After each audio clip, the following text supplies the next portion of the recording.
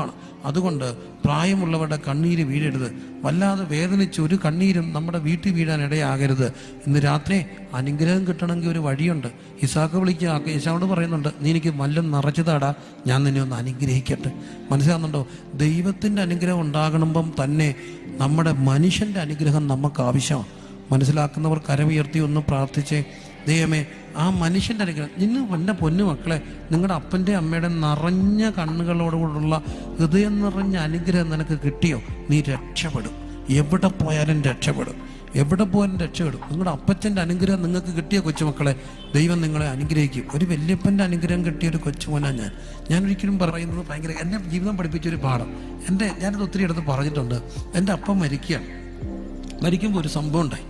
അപ്പോൾ അപ്പ കൂടെ പറയുന്നൊരു കാര്യമുണ്ടായിരുന്നു. അപ്പയുടെ പോക്കറ്റിൽ ഒരു ജുബായും, എൻ്റെ അപ്പൻ ഒരു സീനിയർ പാസ്റ്ററായിരുന്നു, ദേശം പാസ്റ്ററൊക്കെ ചോദിച്ചാൽ ഞങ്ങളുടെ പ്രസ്ഥാനത്തിൽ ഒരു സീനിയർ പാസ്റ്ററായിരുന്നു, ജയമൻ പാസ്റ്ററൊക്കെ അറിയാം.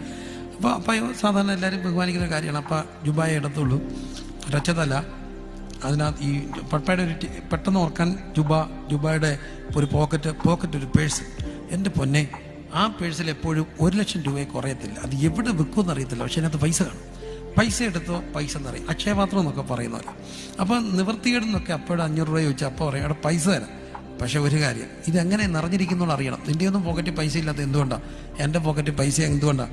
അപ്പം പറഞ്ഞു, അപ്പം മിലിറ്ററിയിൽ നിന്ന് വന്നിട്ട് ആ സമയത്ത് അപ്പയുടെ PF കിട്ടി. ആ PF കിട്ടിയ മുഴുവൻ പൈസയും ഒരു പുരുഷായുസിൻ്റെ അധ്വാനം. അന്നത്തെ കാലത്ത് 30,000 അതെനിക്കറിയില്ല ആ തുക, വർഷങ്ങൾക്ക് മുമ്പുള്ള സംഭവം. 68 എങ്ങാണ്ട് സംഭവം, 75 എങ്ങാണ്ട് സംഭവം. എനിവേ ആ പൈസ മുഴുവൻ കൊണ്ടുവന്ന് അപ്പച്ചൻ്റെ കൈ കൊടുത്തിട്ട് കിടന്നുറങ്ങി. രാവിലെ ഒരിടത്ത് പോകണം, മൂത്ത പെങ്ങടെ വീട്ടിൽ പോകാൻ വേണ്ടി ഇറങ്ങി. അപ്പ പോകാൻ നിൽക്കുക.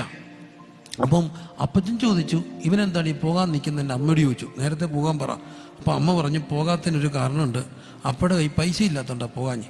അപ്പോൾ അപ്പച്ചൻ ചോദിച്ചു, ഇത് തന്നെടാ ഇവൻ്റെ പൈസ ഇല്ല, ഒരു ആയുസ് മുഴുവൻ അധ്വാനിച്ചിട്ട് വന്നവൻ്റെ 10 പൈസ ഇല്ലായി, എന്തുടാ പൈസ ഇല്ലേ? അണ്ണ അപ്പ പറഞ്ഞു, ഇല്ല ചായ, അതെന്നാ പൈസ മുഴുവൻ ഞാൻ അപ്പച്ചൻ്റെ തന്നിട്ടാണ് കിടന്നത്, അതുകൊണ്ട് ഇനി എൻ്റെ പൈസ ഇല്ലെന്ന് പറഞ്ഞു.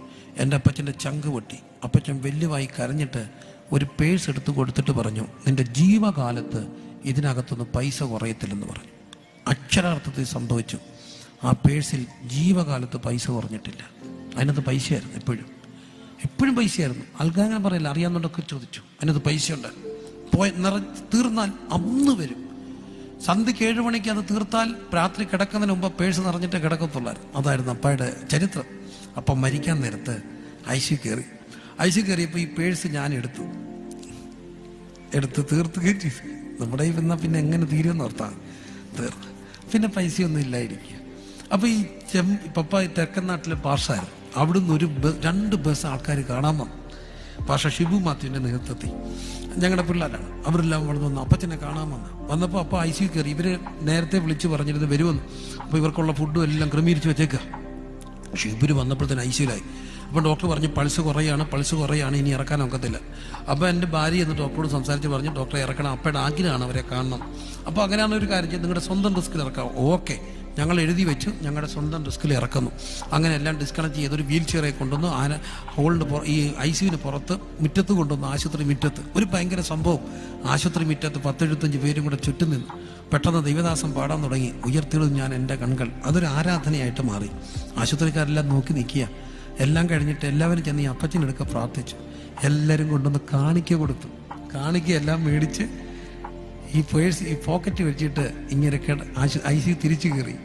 രാത്രി 1 മണിയായപ്പോൾ എൻ്റെ ഭാര്യ കയറിയിട്ട് ചോദിച്ചു, പപ്പേ ആ പൈസ എന്തിനാ ICU എടുത്തോട്ടെ? വേണ്ടടി, അതേ എൻ്റെ പോക്കറ്റ് ഇരിക്കട്ടെ, നിങ്ങൾ പൊക്കോളം പറഞ്ഞു.